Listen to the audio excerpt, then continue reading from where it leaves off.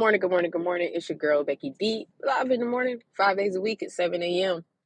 You guys, it's Tuesday, second day of most people's work week, and mine, it was actually a day off for me, but overachievers be going to work. But that's neither here nor there, all right? Today, we really want to focus still on positivity, but we also have to look at that every action that we have has a consequence. Now, we hear the word consequence and we can break it down, right? The first part of it, prefix of the word con, usually has a negative connotation, right? So people automatically assume, like, oh, well, I decided to pay my bills today. What possibly negative, thing could happen? We tend to think in a negativity a lot and not focus on the positivity. That's our downfall. That's where we are flawed at. We can do better, right? So what I want you to remember is that literally everything you do, there is some form of action or consequence, or however you want to say it, that's going to happen. Most kids today, teens today, don't really realize that.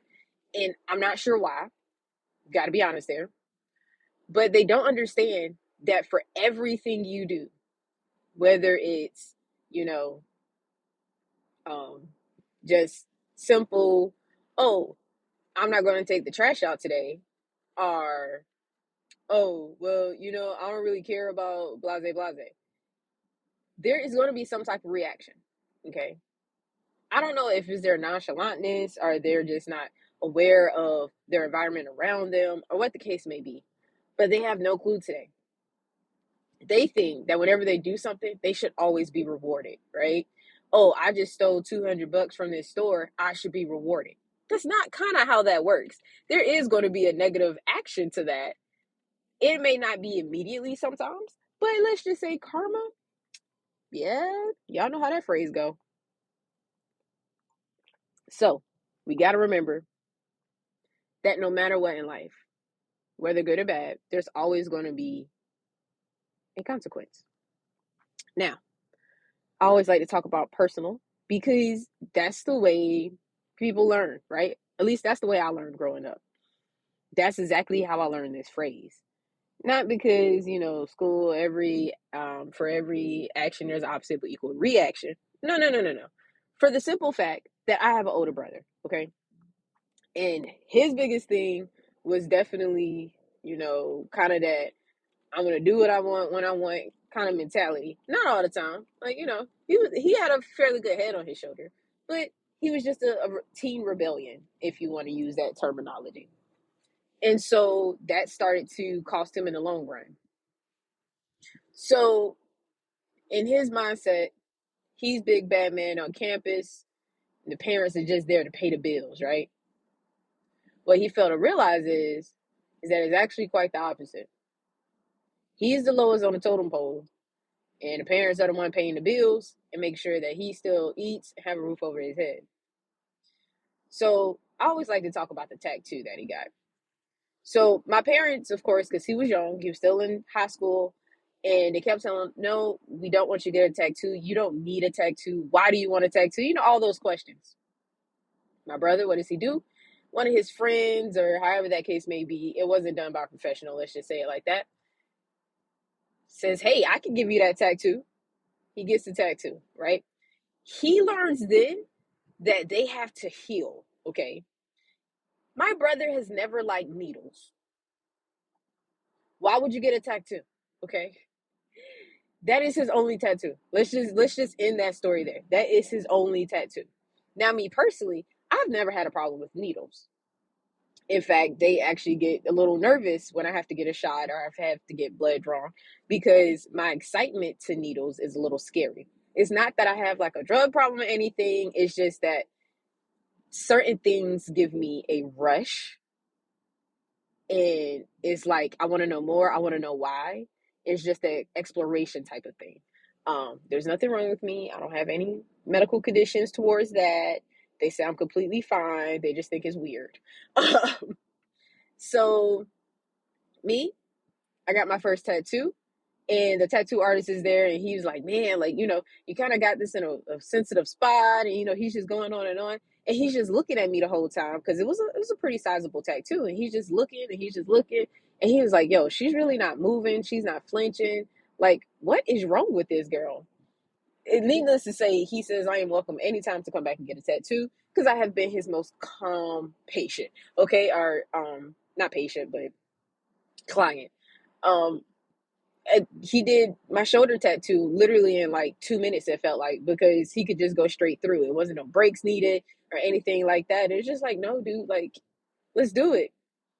Came to find out later down the road that getting those tattoos was a form and stress relief and stuff like that. So it might have been something wrong with me at the time, but that's neither here nor there. Okay. But the biggest thing is, I knew already from his mistake of going and getting that tattoo that there was going to be a consequence of not only a discomfort, itching, but also a little pain, right? And also have to think about the parent factor. Now, while I was completely grown woman paying my own bills when I got my tattoo, I still had to take into account that my parents was going to see this, right? So, of course, by all natural fashion, I tried to ease them into it, like, hey, you guys, I did something. Don't make a big fuss about it. And we was good, right? They completely understand, that kind of whole my body, my choice concept. And excuse me, we're all good. We're all good. I am currently drinking an energy drink, so pardon me if I keep breaking. But I learned from that, right? People today literally don't understand if I do something that nothing is going to come back to me, right? I genuinely am nice to people all the time, right? Just hitting on my yesterday, literally at the store, just grabbing a few items after dinner because you need the essentials like eggs, right? Eggs and didn't have any syrup because I was trying to make some waffles that morning. It was like, dude, I didn't have syrup, so I had to put some jelly on it, right? The lines are long because it's a holiday coming up, right? And people got to get their beer, right? And so I'm sitting in line, the line is long, and this guy comes along and he was, just making small talk. And he was like, man, which line are you in? And I was, just sitting there like, we not sure which line we in, right? Next thing you know, a game of rock, paper, scissors occurred. And it's like the most enjoyable interaction that I have literally had like ever in a grocery store. Ever. Hands down. And then unfortunately, later that evening, reason why I'm drinking energy drink, I had to take a visit to the ER. Not for myself. I'm fine. For my partner, right?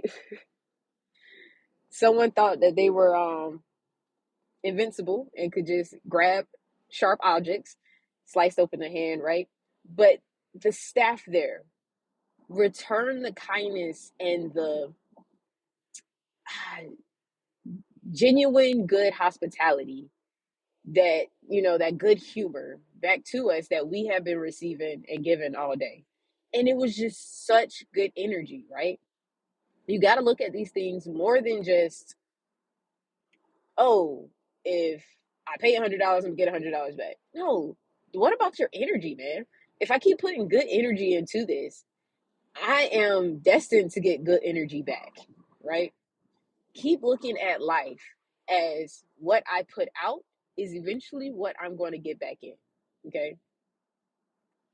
I know that all those years of me being kind and generous to people is going to come back to me.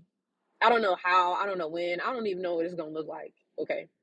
But I truly believe that if I keep the mindset of spreading positivity, that my positive outlook on life and my positive goals and all those big words and terms is going to come back to me twofold. And like they like to say in church, in the I can't remember which book in the Bible, but it's like pressed down, runneth over, shaken down, and all that. I like that one, especially when the preacher kind of get into it because they got to do the body expressions with it. But that's how I'm expecting the positivity to come back to me. All right. So literally, I always like to give an action because my thing is, if I leave you with something, I want to make sure you have something to practice it with, right? You can't just motivate and encourage somebody and not give them some tools to take with them in order to practice. If that's the case, I can sit on this podcast for hours and hours and hours and hours and give you stories. But I want to give you actions, things to do. All right. So on today, especially a day like today where there's holidays that a lot of people don't agree with, and there's just, a lot of controversy going on in the political media and stuff like that. All right. Continue to spread positivity. All right. No matter what. All right. In the same encounterment in the grocery store yesterday, there was a older young lady. That sentence does not make sense. She's an older lady, but she was shorter than me. And was walking down again the breakfast aisle, which happened to have the bread on it. And she's looking, and I saw her make the eye contact with me, and I was like, in the back of my head, like, man, she's about to ask me to help her. I ain't that much taller than you, ma'am. But nevertheless, I am able to help, right? Thank you for my partner being there. But we were able to assist her. Turn around, we show up at the same aisle by the milk. I was trying to grab something else over there. She see me. She's like, "Oh, I'm so glad I ran into y'all again." And literally, we were able to help her with the milk that she was looking for. Mind you, the whole time, the actual store employees are being very impatient trying to get around us, right? So I don't know what outcome they had after that interaction they had with us, because it was like, excuse me, the whole time. And I looked and I was like, dude, you can either keep saying excuse me, or you could just help. Like, that's my outlook on it. I'm doing your job right now, and you're just saying excuse me, because we're two Black individuals and you think that we're related somehow. I never met that lady a day in my life, but we had some genuine good conversation, right? So today, even if it's something small like that, just helping somebody get like bread off the top shelf, helping them find the milk that they're looking for because there's too many options on the doggone dairy aisle, then you do it, okay? Do it with a genuine heart and with a smile on your face, all right? The reason I walked away with a little attitude on that interaction is because of the store employees, and they act like they couldn't do their job. Because I'm sitting there like, dude, literally, I'm trying to help her out because you guys weren't available. Like, don't keep saying excuse me. Step in and say, "Oh, ma'am, can I help you? What are you looking for?" I would have said, "You know what? This seems like they got you." I would have walked away.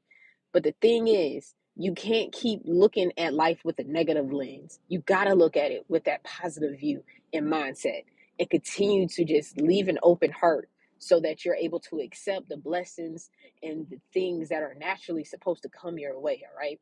The biggest thing that I keep seeing, and I want to say it to everybody, excuse me, excuse me, is that you are living in your most influential and receptive timeline of your life. But if you're not ready to receive and to do what you are called to do, well, I'm sorry, but you were probably never meant to see a penny of it or any of the benefits. If you continue to live with hate in your heart and with an evil agenda,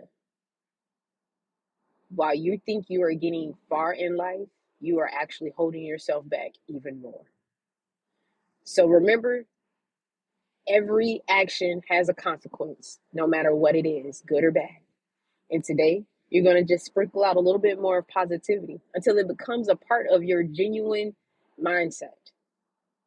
And next thing you know, you won't see that many rainy days, but you'll see that those are opportunities for the grass to grow, and for the flowers to bloom, and for the animals that live in nature to have another source of water and a chance of renewal.